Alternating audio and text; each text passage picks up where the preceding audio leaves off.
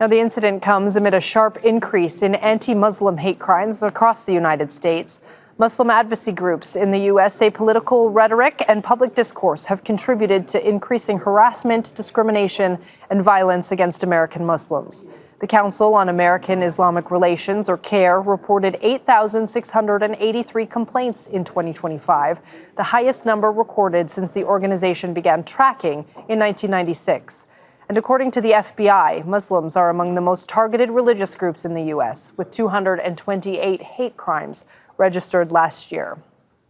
Now let's speak to Zahra Billoo, the executive director of the Council on American-Islamic Relations in the San Francisco Bay Area. She joins me live now from Los Angeles. Zahra, thank you for being here with us. I wonder, given all that we just talked about, what are you hearing from the community this morning, and what are their concerns now that this attack is being investigated as a hate crime? Everyone that I've spoken to and heard from it is horrified and grieving.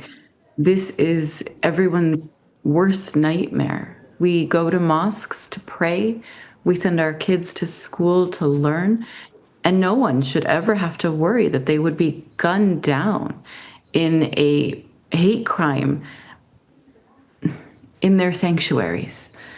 So people are still learning what happened. They have a lot of questions.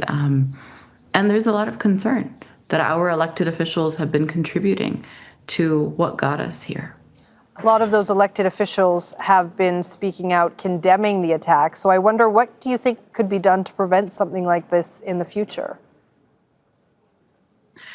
So many people are speaking out to condemn the attacks now that have been silent for nearly 3 years as Israel engaged in a genocide in Gaza and illegal, immoral wars in numerous other countries funded by our taxpayer dollars.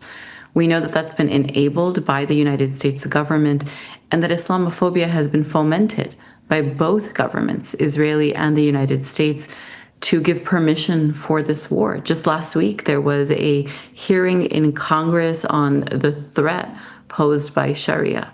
When our elected officials are engaging in that rhetoric, there will unfortunately be consequences in our communities.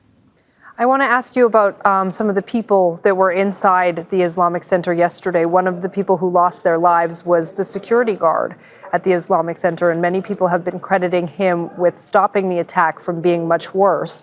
How concerning is it, given all that you've just mentioned as well, that places of worship in America require security guards and that increasingly it's becoming a very dangerous job? Brother Amin was well known and loved in the local community. He was a trained security guard. He was armed and he was fully prepared for this worst case scenario. But for him, yesterday could have been a much worse disaster, which is difficult to imagine. But it's important to know that he knew to call in that there was an active shooter, which enabled and actually notified everyone inside the school to lock down and protect everyone they were with. Now, I grew up being able to walk into a mosque, never knowing or needing security. That's going to look very different now. And it's going to be very difficult for the children, like we heard from Ode there, who go to school there and who spend time in classrooms there. The Islamic Center now says it will be closed until further notice, which is something that is understandable in the wake of something like this. But I wonder, is that in itself sort of a secondary tragedy for the community as it's trying to mourn together in the wake of something like this? Yes, people will want to be together in community, but will be fearful of how and when to do so. Other mosques are also increasing their security. They're asking, what can we do to prevent a copycat or other future incidents? And so to know that